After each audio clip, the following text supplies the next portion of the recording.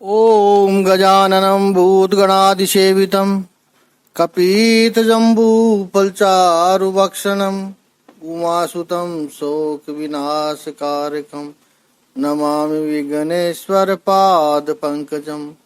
कृष्णाय वासुदेवाय हरे परमात्मने प्रणताय क्लेशनाशाय गोविन्दाय नमो नमः। ओम श्री महापुरुष देवाय नमः। ओम श्री गुरुदेवाय नमः। ओम आनंदमय, ओम शांतिमय। हमारा चिंतन गीता अध्याय 3 श्लोक 7 पर चल रहा है। यहाँ पर तीसरे अध्याय में भगवान जो कर्मयोग की बात कर रहे हैं, वो अनासक्त कर्मयोग कौन सा है, इस पर हम कल चर्चा कर रहे थे। अधम मनुष्य से ऊपर उठकर हमने मनुष्यों की 3 तरह की श्रेणी पर विचार किया था। तो सबसे नीचा है अधम मनुष्य। तो अधम मनुष्य से ऊपर उठकर धीरे धीरे प्रगति करते हुए श्रेष्ठ मनुष्य बनना है। यही भगवान की दृष्टि में निष्काम कर्मयोग है। एक बार ये मन में तय हो गया कि मुझे मेरे जीवन का श्रेष्ठ उपयोग करना है, और ये जो प्रभु ने मौका दिया है वो मुझे गंवाना नहीं है। जो प्रभु ने विशेष कृपा करके दिया है, ये जब पता चल जाएगा तो बाकी काम अपने आप होने लगेंगे। ये संकल्प करना है। ये सबसे प्रथम साधना बताई है प्रभु ने। परमात्मा में समर्पण करना है, ये सर्वश्रेष्ठ साधन है। अब ये जो बात भगवान बार बार कह रहे हैं कि कर्मयोग कर, तो अर्जुन कहता है कि कौन सा कर्मयोग करूं प्रभु? कर्म तो बहुत सारे हैं। पहली बात अर्जुन ने कही कि कर्म ही नहीं करना है, कर्म मैदान छोड़कर निकल जाना है। अब कर्म यदि करूं तो कौन सा कर्म करूं? तो 8वें श्लोक में प्रभु ने बहुत अच्छी बात कही है। कर्म योग का सिद्धांत बताया है। गीता अध्याय 3 श्लोक 8 का शाब्दिक अर्थ है कि अपना नियत कर्म करो, क्योंकि कर्म न करने की अपेक्षा कर्म करना श्रेष्ठ है। कर्म के बिना तो ये शरीर यात्रा भी नहीं हो सकती है। अर्जुन, तुझे एक बात बता दूं कि तू ये कहता है कि कर्म ही ना करूं, तो अर्जुन तेरी ये शरीर यात्रा भी नहीं चलेगी। शरीर यात्रा शब्द भी बड़ा सुंदर है, इसको भी समझना है। पहले शब्द पर ध्यान दे। जयाय अकर्मण कर्म ज्याय। भगवान श्री कृष्ण यहाँ ज्याय शब्द क्यों प्रयोग करते हैं? क्योंकि ये इस अध्याय के प्रारंभ में, तीसरे अध्याय के पहले श्लोक में पहला ही शब्द ये है, जायसी चेत कर्मण। जायसी यानी श्रेष्ठ है, कल्याणकारी है। अर्जुन का प्रश्न था, प्रभु ज्ञान योग यदि श्रेष्ठ है, जायसी, तो फिर मुझे इस युद्ध जैसे घोर कर्म में क्यों ले जा रहे हैं प्रभु? जाय शब्द अर्जुन ने प्रयोग किया, तो उसका उत्तर भी भगवान जब देते हैं तो वही शब्द का प्रयोग करते हैं, श्रेष्ठ। अकर्मण कर्म श्रेष्ठ है, अकर्मण कर्म ज्याय है। ये पहले और 8वें श्लोक में कनेक्शन है। ज्यायसी और ज्याय है। जैसे व्यवहार में हम करते हैं, उसके प्रश्न का जो मुख्य शब्द है था, जिसमें पूरे प्रश्न का अर्थ आ जाता है, वही शब्द हम उत्तर में भी प्रयोग करते हैं ताकि उत्तर असरकारक बन सके। अब चिंतन करें यहां पर, त्वमें नियतमें कर्म कुरु, इसके दो तरह से अर्थ कर सकते हैं। भगवान श्री कृष्ण अर्जुन से कहते हैं त्वमें नियतमें कर्म कुरु। इसके दो अर्थ है। तू नियत कर्म कर, ये नियत टेक्निकल शब्द है, इसको हम समझेंगे। नियत का ऐसा होता है कि निश्चित, अभी हम इसको निश्चित समझें। जो तय किया गया है वो नियत है। और दूसरा उसका अन्वय होगा त्वमें कर्म नियतम कुरु, तू कर्म तो निश्चित कर। पहला अन्वय लेंगे तो वहां नियतम कर्म का विशेषण है। कौन से कर्म कर? नियत कर्म कर, ऐसे निश्चित किए हुए कर्म कर, शास्त्र में बताए हैं वो कर्म कर। और दूसरा अन्वय करेंगे तो तू कर्म तो निरंतर कर, हमेशा कर, सदा के लिए कर। यहां पर नियत शब्द संस्कृत व्याकरण की दृष्टि से देखें तो काल का वाचक है, अव्यय होता है। अब नियत क्या है? नियत शब्द का अर्थ क्या है? यह नियत निरस्व है। हिंदी भाषा में संस्कृत तो है ही, लेकिन कुछ फारसी और उर्दू के शब्द घुस गए, उसमें नियत शब्द बनता है। नियत यानी उसकी नीति क्या है, क्या चाहता है वो, या हम जैसे कहते हैं उसकी नियत बुरी है, अच्छी है, इस दृष्टिकोण से यहां प्रभु जो नियत कह रहे हैं वो ये नियत शब्द नहीं है। बड़ा नी वाला शब्द, उर्दू शब्द वाला शब्द नहीं है यहां पे, जिसका हिंदी भाषा में प्रयोग होता है। यहां संस्कृत में हम नीरस्व की बात कर रहे हैं। और ये जितने भी अर्थ नियत शब्द के हैं वो सारे अर्थ भगवत गीता के 3 अध्याय के इस 8वें श्लोक में भगवान श्री कृष्ण अर्जुन से जब आदेश करते हैं उसमें आप लागू कर सकते हैं। नियत का पहला अर्थ है मर्यादा से युक्त, ऐसा कर्म जिसमें मर्यादा का उल्लंघन न हो जाए। और नियत का दूसरा अर्थ है जो हमारे अधिकार में है, राइट फॉर अस, वो राइट, अधिकार। तीसरा, नियम के अनुसार कर्तव्य उसे कहेंगे। नियत कर्म जैसे गाड़ी चला रहे हो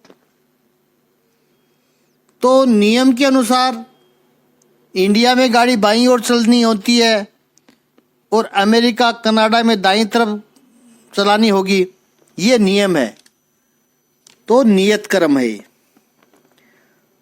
चौथा अर्थ, जो आत्म संयम से जो निश्चित हो वो नियत कर्म है। पांचवा अर्थ लगाया है संस्कृत के सभी अर्थ। निश्चित अनुशासन का जो निर्णय है, स्पष्ट निर्णय, वो नियत कर्म है।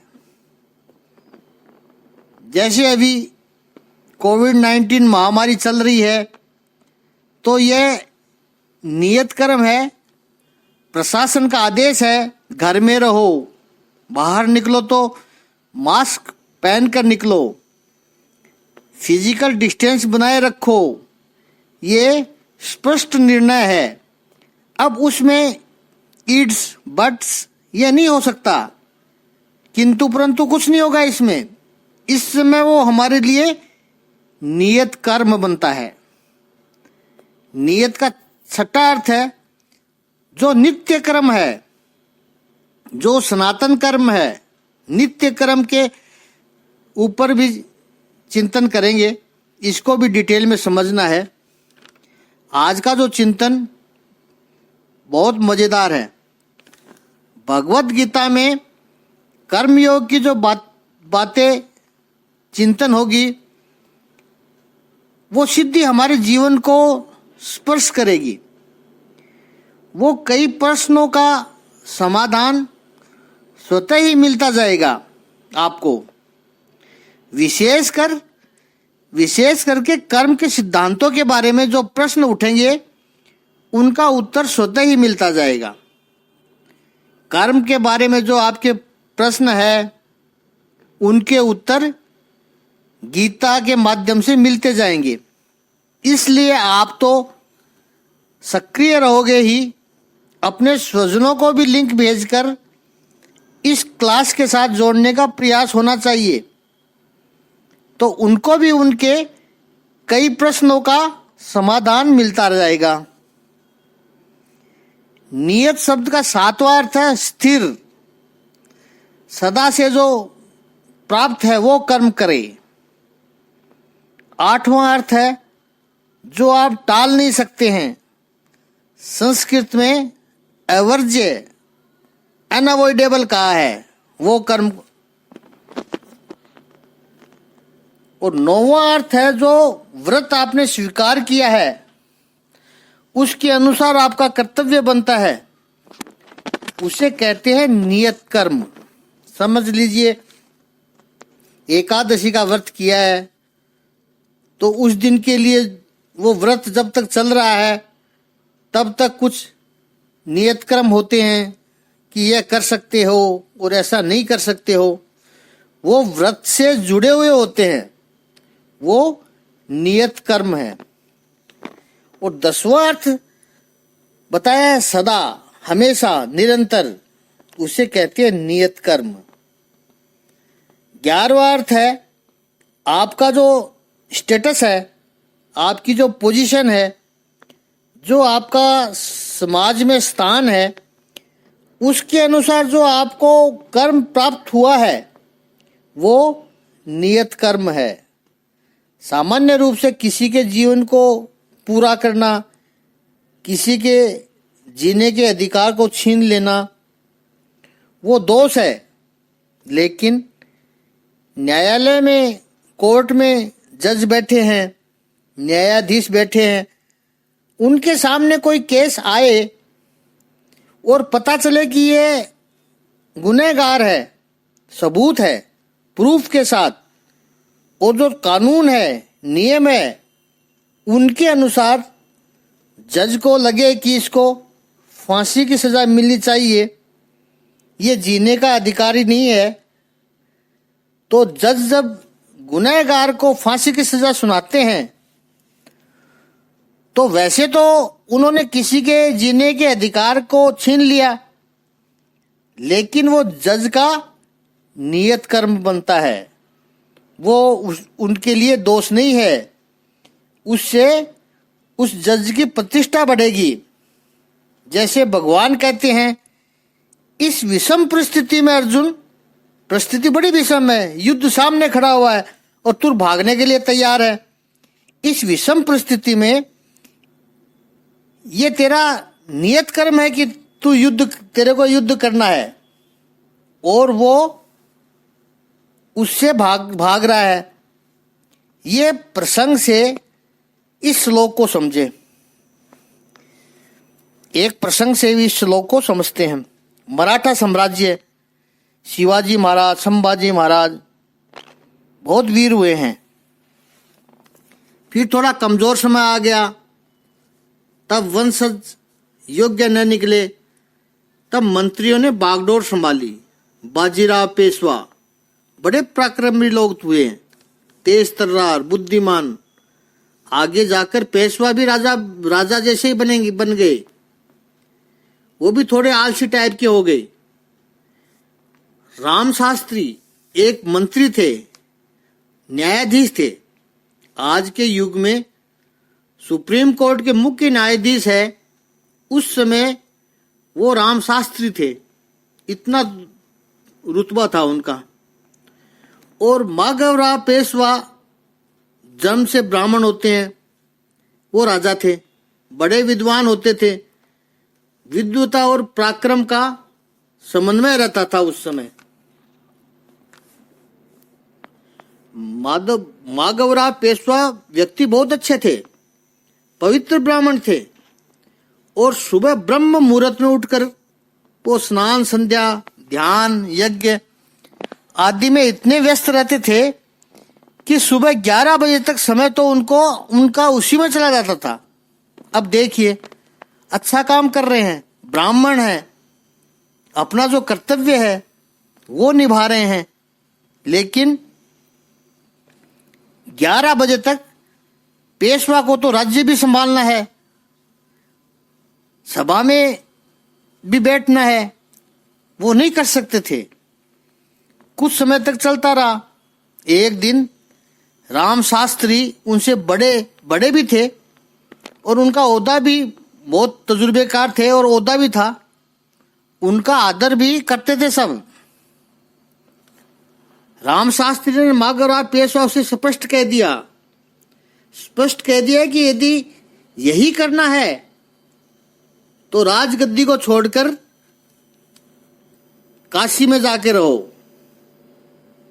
अब माधवराव पेशवा कोई बुरा काम नहीं कर रहे थे कि शराब पीकर पड़े रहते थे या मौज मस्ती करते रहते थे, भोग विलास में व्यस्त रहते थे, ऐसा नहीं था। संध्या, गायत्री मंत्र का जप, पूजन, यज्ञ आदि ये सब करते थे। फिर भी राम शास्त्री भी उतने ही विद्वान थे, उतने ब्राह्मण, ऐसा नहीं कि वो नास्तिक थे या भगवान को नहीं मानते थे, वो भी पूजा पाठ स्वयं करते थे। लेकिन इतनी स्पष्टता से वो कह सकते हैं माधवराव से कि यदि तुम पेशवा हो, तुम्हारा कर्तव्य है सभा में समय पर आ जाना, राज्य को संभालना। अब ये संध्या, गायत्री पूजन इत्यादि में तुम्हारा इतना समय लग जाएगा तो राज्य कब संभालोगे? इससे तो अच्छा राज्य छोड़ दो, काशी में जाकर के रहो। वो वैसे तो नहीं कह सकते हैं कि संध्या बंधन छोड़ दो, गायत्री मंत्र का जप छोड़ दो, यज्ञ आदि छोड़ दो, ये तो नहीं कह सकते थे। लेकिन यही तुम्हें करना है, राज्य को नहीं संभाल पाते, समय नहीं दे पाते हो, तो जाओ जाकर के काशी में बैठकर यही करो। तो ये नियत कर्म क्या हुआ? पेशवा बने हो, राज्य की गद्दी संभालनी है तो उसकी तरफ ध्यान दो, क्योंकि वो आपका नियत कर्म है, वो आपकी जिम्मेदारी है। ये दृष्टांत इसलिए दे रहे हैं कि कुछ के मन में ये होता है कि ये तो अच्छा काम कर रहे हैं। अच्छा काम भी कभी कभी नियत कर्म से विपरीत हो सकता है। अर्जुन कह रहा है मुझे मारना पड़ेगा, मारना भी तेरा कर्तव्य हो सकता है, और उनको न मार के भाग जाना तेरे लिए दोष हो सकता है। इन कर्मों की गहराइयों को समझे आप, और भगवत गीता को क्यों क्रांतिकारी ग्रंथ है तभी पता चलेगा। बहुत सिंपल है कह देना कि अरे वो तो गायत्री का जप कर रहे थे, पूजा करते थे, अच्छा काम करते थे। नहीं, नियत कर्म शब्द पर ध्यान देना है। स्कूल में पढ़ता हुआ विद्यार्थी जिसको प्रातःकाल 7 बजे स्कूल में पहुंचना ही है, वो जल्दी उठ तो जाए, नहा धोकर पूजा करने बैठ जाए, गांव के सब मंदिरों में दर्शन करने चला जाए, किसी मंदिर में नारियल फोड़े, कहीं विभूति लगाए। ये सब करते हुए भाग भाग के स्कूल समय पर पहुंच तो जाए, लेकिन पहले दूसरे पीरियड में शिक्षक पढ़ा रहे हो और वो नींद के झटके ले रहा हो। 4 बजे का उठा हुआ है, सब पूजा पाठ किया, तो स्वाभाविक है उसको नींद के झटके तो आएंगे। भगवान श्री कृष्ण यहाँ कर्मयोग के आधार पर कहेंगे उस बालक से कि 4 बजे उठकर नहा धोकर पूरे गांव के मंदिरों में दर्शन करने गया, काम अच्छा है, लेकिन वो करते हुए यदि तू स्कूल में पहले पीरियड में ही सोएगा, दूसरे पीरियड में भी सोएगा, तो तू अपना अभ्यास नहीं करेगा। तो इसका अर्थ यह हुआ कि तू अपना कर्तव्य कर्म, अपना नियत कर्म से चूक रहा है। ये इतनी स्पष्ट बात है, कितनी विवेकपूर्ण बात है। इसलिए भगवत गीता का स्वीकार पूरे विश्व भर में बुद्धिमान लोग करते हैं। नहीं तो आप देखोगे कोई धर्म हो, कोई भी संप्रदाय हो, वो अपने अनुयायियों की ऐसी आंखें बंद करके रखते हैं कि हम जो कहते हैं वही करते रहो बस। नहीं, भगवान श्री कृष्ण कभी ऐसा नहीं करेंगे। अच्छा, अब यह प्रश्न होगा कि नियत क्रम तय कौन करेगा? तो बात है, एक तो शास्त्र तय करेगा। इसलिए भगवान श्री कृष्ण ने गीता अध्याय 16 के देवासुर संपत्ति विभाग योग के अंतिम 23वें श्लोक में स्पष्ट कहते हैं कि जो शास्त्र विधि को छोड़ करके, अर्थात शास्त्र ने उसके लिए जो नियत कर्म बताया है उसको छोड़ करके, जैसे कोई कहता है मुझे ऐसा लगता है, मेरा मन ऐसा कहता है, तेरा मन क्या कहता है वो महत्वपूर्ण नहीं है, तुझे क्या करना चाहिए ये महत्वपूर्ण है। शास्त्र क्या कहता है? आज समाज की अधिकतर समस्या है वो इसी कारण है, मुझे ऐसा लगता है, मेरा मन ऐसा कहता है, मेरी थिंकिंग ऐसा कहती है। तो तेरी थिंकिंग महत्वपूर्ण नहीं है, तुम्हारे कल्याण के लिए तय हुआ है, उसको मानो, चैलेंज मत करो। प्रत्येक व्यक्ति मुझे ये लगता है करता रहता है। सभी लोग अपनी मनमानी करना चाहते हैं।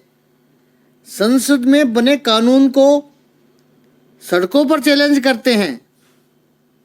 केवल कुछ लोगों के स्वार्थ के लिए सरकार को कानून बदलने के लिए मजबूर करते हैं। नियतम कुरु कर्म, जो शास्त्र तय करे वो करो। वेद वाक्य, श्रुति की वाणी, ज्ञानी महापुरुषों की वाणी, बड़ों की वाणी, अनुभव जिसके पास है उनकी बात सुनो।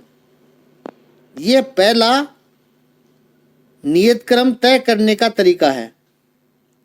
और दूसरा नियत कर्म करने की पद्धति जन्म जन्मांतर के संस्कारों से दृढ़ होता है, उसका पालन किया जाए।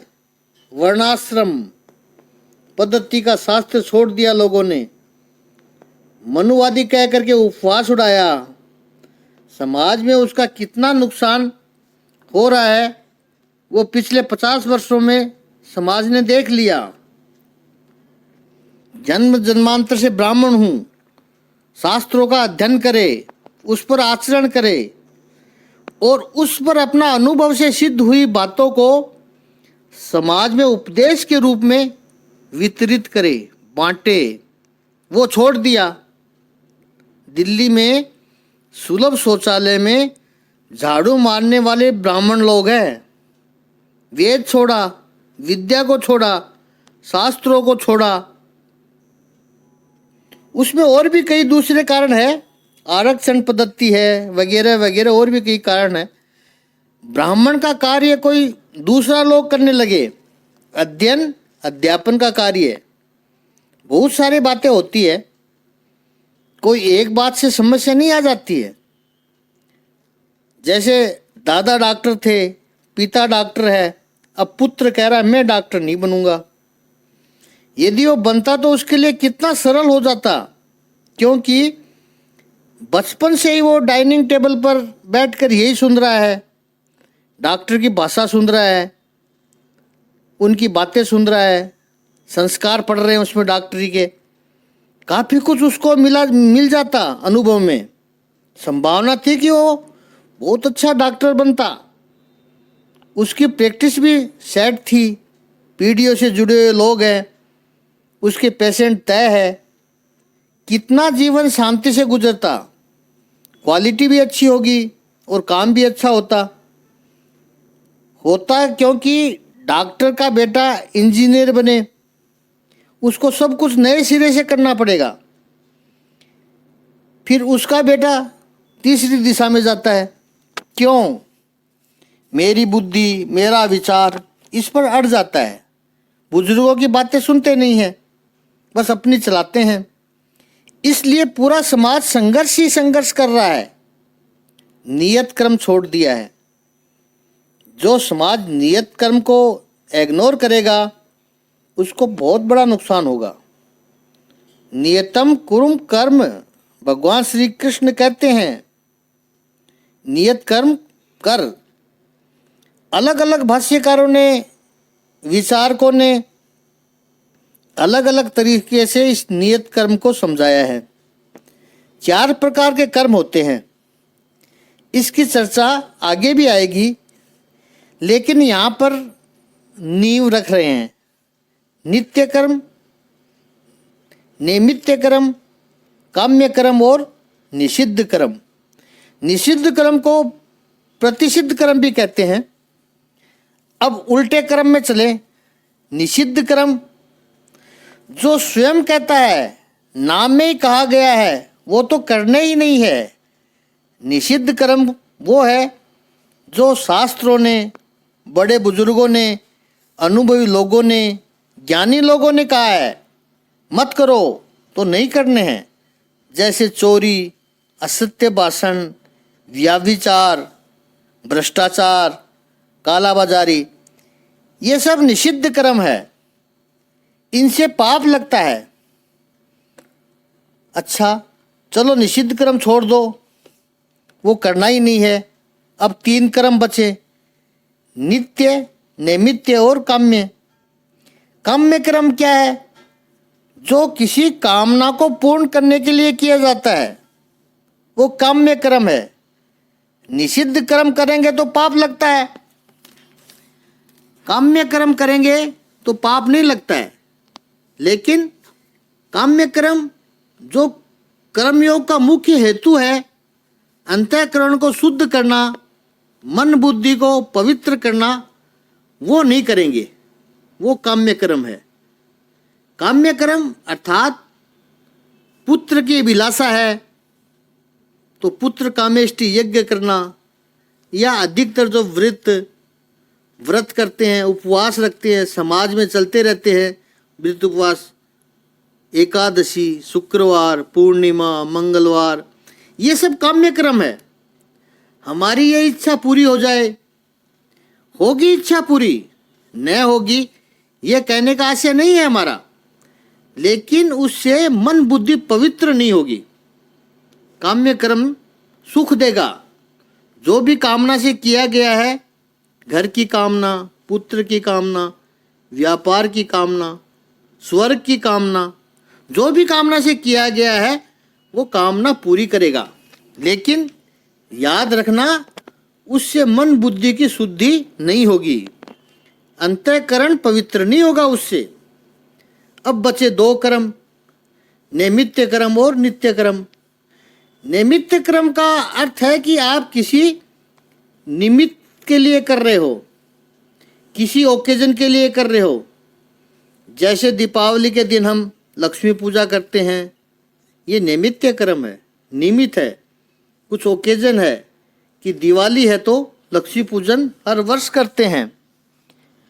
होली की पूजा करने जाते हैं, वो नैमित्य कर्म है कि होली का निमित्त है इसलिए हम गए। परिवार में किसी का निधन हो गया और आपने गीता पाठ किया, वो नैमित्तिक कर्म है, क्योंकि परिवार के स्वजन का निधन होता है तो आप ये गीता पाठ करने वाले थे। तो कुछ रीजंस था, ओकेजन था, इसलिए वो कर्म किया। अधिकतर अपने 16 संस्कार है वो सब नैमित्य कर्म है। जिस गति से समाज संस्कारों को भूल रहा है वो समाज के लिए खतरा है। नैमित्य कर्म न करेंगे तो दोष लगेगा, करेंगे तो उसमें कोई बड़ी बात नहीं है, वो तो कर्तव्य था इसलिए कर रहे हैं। अब एक ही कर्म बचा, नित्य कर्म, वहीं पर अपना अधिकार है। नित्य कर्म वो है जो हमें हमेशा करना है, जैसे प्रातःकाल सूर्योदय से पहले उठ जाना, स्नान करना। शास्त्रों में कहा है कि जो व्यक्ति ब्रह्म मुहूर्त में तारों के सामने स्नान कर लेता है उसे सोने की थाली भरकर हीरे मोती दान करने का सौभाग्य प्राप्त होता है। इतना पुण्य बताया गया है। जब आसमान में तारे दिखाई देते हैं उस वक्त, अब तारे न दिखते हो लेकिन अभी सूर्योदय नहीं हुआ है, यानी उषा काल चल रहा है, यानी सूर्योदय से 15-16 मिनट पहले का समय। ऐसे समय पर जो स्नान करता है वो व्यक्ति, उस व्यक्ति को चांदी की थाली में चावल का दान करने का पुण्य प्राप्त करता है। सूर्योदय हो गया, किरणें आ गई, अब जो व्यक्ति स्नान करता है उसको लोहे की थाली से कोयले का दान करने का पुण्य मिलता है। और कुछ ऐसी विलक्षण प्रतिभाएं भी होती है जो 1-2 बजे तक भी नहीं नहाते, खासकर संडे को ऐसा होता है, तो उनकी क्या स्थिति होगी? वो जो स्नान नहीं करता है वही कोयले का दान स्वीकार करता है। जो लोहे की थाली में कोयले का दान करता है उसका दान जो नहीं नहाने वाला है वो स्वीकार करता है। आगे का चिंतन कल करेंगे।